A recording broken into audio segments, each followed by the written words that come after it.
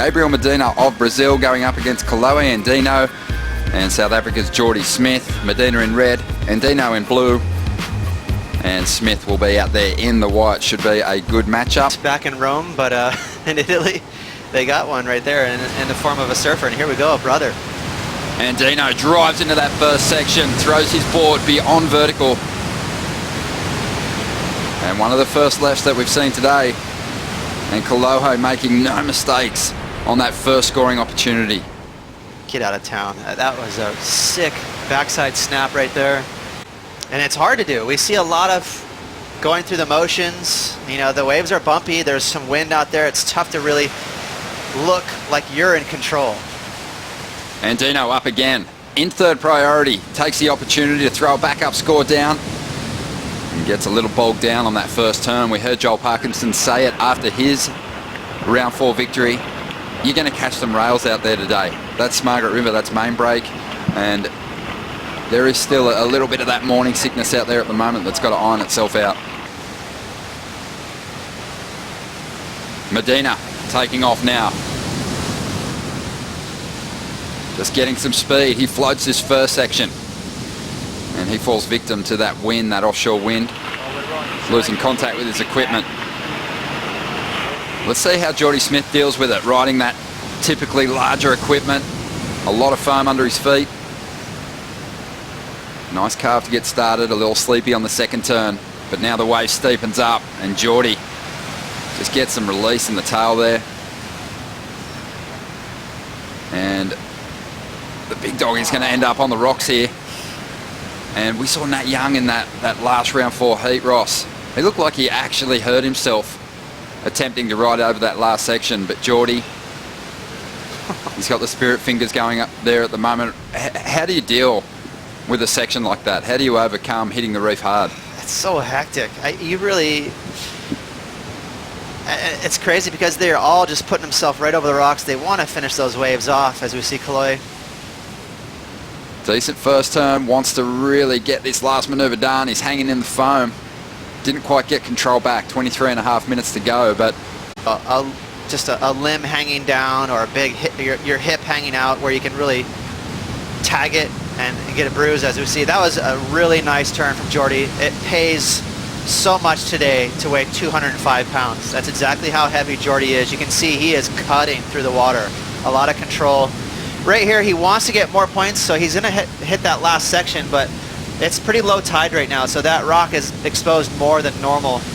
To answer your question, you can try and kind of pancake, try and waffle over the reef and stay flat, keep those limbs up, keep your hips up, but keep in mind you're still trying to finish your move. You have only 1 or 2 seconds to finish your maneuver, so they're fixating on getting those points, and all of a sudden they got to convert right over to worrying about hitting their hip on the reef. Kolohe and Andino, first nice opening snap. You can see that wind, Ronnie, is trying to turn offshore. It's going to get a lot cleaner and easier to deal with out there as soon as that wind clocks around just a little bit more. So it was kind of whoever finished it off their waves was going to get the nod. Here, Kolohe set the tone right away with that backside snap. That was brutal. And Jordy Smith has just got himself in this heat, a 7.6 on his first wave. Having a look at this one, and it just fades out. See, there's more chatter and guys are trying to survive, but look how smooth the left is. So he doesn't have any resistance against him. And that section was so money. It was very steep. And that was wild. He went beyond 12 o'clock. That takes some young bones. Well, here he is again. Andino now trying to back up that first ride, first turn, solid. Mixing things up with a reverse to finish.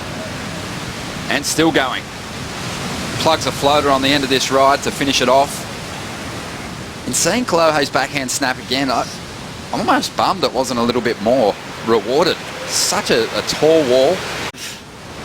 And absolutely smashed it. So one of the turns of the event, really, definitely of the day. And Kolohe, he is on such a heater competitively. Becoming also Mr. Clutch. Solid little click right into the air. Cute, tidy little reverse, and then finishes the wave off before he falls victim again to the bricks. I think Andino owns my 2 favourite turns of this event so far. Have a look at this again, the 667. Beyond vertical. Jeez. I mean, you got to have a very flexible back to get that way.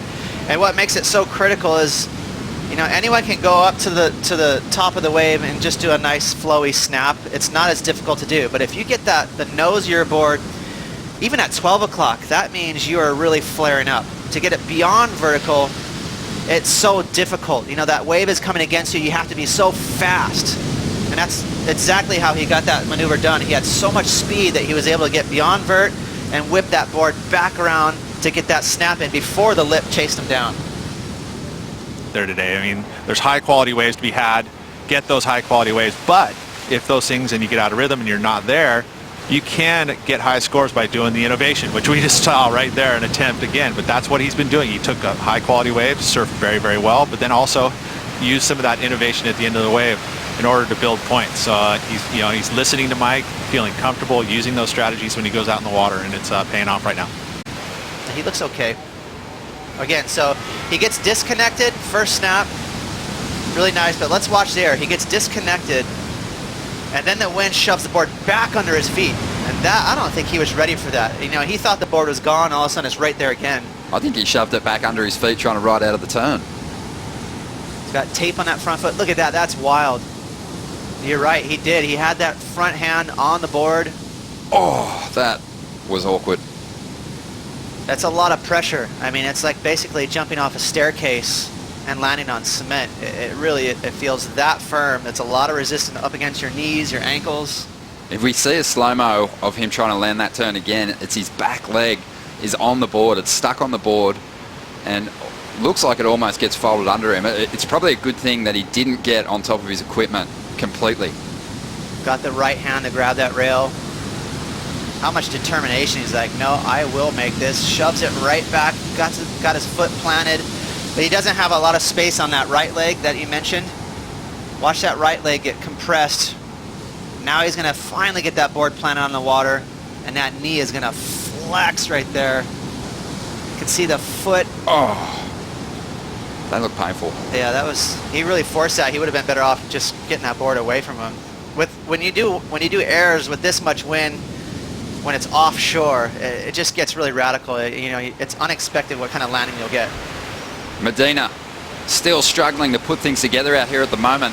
He's counting on a .93. That'll be another throwaway. Who's had another very difficult start to a championship tour season.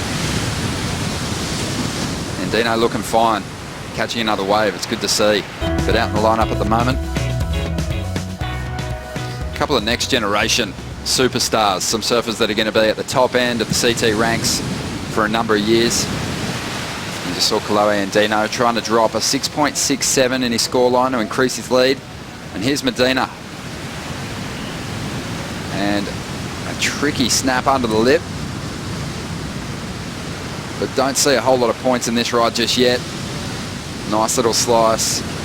And Gabriel, he's had a tough run here in the past. A quarterfinal finish back in 2014, but last year over at the box was knocked out in the second round.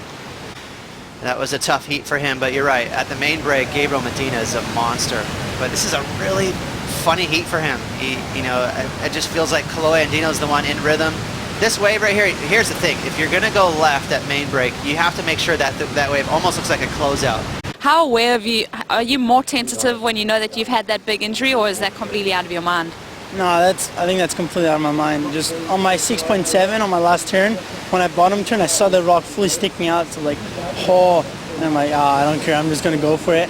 And I hit the lip and I kind of nosedived, and I thought I was gonna do a straight face plant onto the reef. And luckily I didn't even touch the reef, but I mean, that rock is pretty dangerous, so just got to be careful, but at the same time you want to give it as much as you can and try and get the last turn in. Well, Leo, injury replacement making it count, 3 to the quarterfinals. Back to you guys.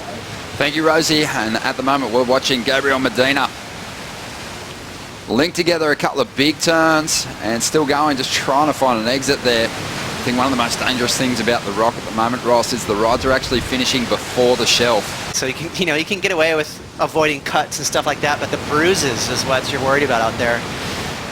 The big dog, nice windy carve right here, trying to keep that board slicing through the water. It's easy to get kind of skippy. That is a heavy section. It just makes me think of Jordy's back injury, just that he's been experiencing last year. And this is easily Gabriel's first wave he really connected on. That snap, got a little tail release, really connected again. I love these Cabianca boards that he rides in these kind of conditions. They're a little bit heavier, chunkier boards, and I think they have that great flow through this wind. So Gabriel, he's going to have himself a big score. Big backhand snap to get started, but the combination of 3 pretty decent versions of that backhand snap from Medina fetches him the highest number, an 8. So he is back in this heat, in second spot now, chasing a 6 to get the lead. And then Fiji. And if you happen to miss the first heat of the day, Matty Wilkinson was inches away from getting a heat win, but he will be in that deadly round 4. As Kolohe Andino uses his priority on this wave. Nice big carve to get started. Just working this one over through to the inside. Getting a tidy little finish. What are your thoughts, Ross? Any signs of maybe a strain from that aerial attempt early on? Couldn't see it. He looked pretty steady. I think he was just trying to bag a solid score, keep his surfboard on the water. Well, here goes Medina pulling into the barrel. He is locked in, and he got quite a bit of distance behind the curtain before getting mowed down by the foam ball inside the pit. 4.5 minutes to go. It's great to see that there's going to be one more kind of card in play here with the lefts today. This really feels like he knows he needs a 6.68. So he said, okay, I'm over kind of fighting the wind with, getting airborne. Also dictated by the wave. That wave was pretty slopey, so he was forced to do some carves and cutbacks and finish it off. But with the way the scale's set right now, with Gabriel's 8, he'll probably get that score he needs. That thing was really hollow. It just pinched for a second. He tried to fight his way through that pinch, just couldn't quite burst through it. Had he, that barrel stayed wide open. Really see some similarities in their backhand approach. Really strong vertical approach, but Andino taking a right here at main break. And again, just looking to increase his lead, but he's going to kick out of this one. Taking off behind him, Gabriel Medina on the backhand, getting speed, looking to go to the air, but just missed timing it. That board just like a slingshot coming back at him. But it's just so strong right now. Really tough to keep that board connected to your feet. Straight away, you see the wind blows that board out the back. Wow, that thing came darting right toward his head. Stalking the inside, looking for any opportunities to throw down a big air. But Andino on the inside is also throwing down some big moves. He's not going to make that alley-oop attempt. 40 seconds remaining now. 15 seconds. Let's see if Jordy Smith can deal with the pressure. Chasing a 6.6. And the onside announcer already starting to count this one down. It's not going to stand up. Medina, he also had a look at it. And the heat has come to an end. And Mike Parsons celebrating, because Kolohe Andino is into the quarterfinals. Wow. A great performance. Some big turns laid down. So Kolohe, what a great start for him. Made the finals on the Goldie, and he's backing it up with another really solid result again here in West Oz. And it's good to see someone who's been talented and been in the limelight for so long starting to stack up these big results, Ronnie. And a couple of competitors now who hadn't made it past the 3rd round here at Margaret River before already. After their best result, Kolohe Andino, he had a 13th in 2014, a 25th in 2015, and now the worst he can do here at Margaret River is a quarterfinal finish.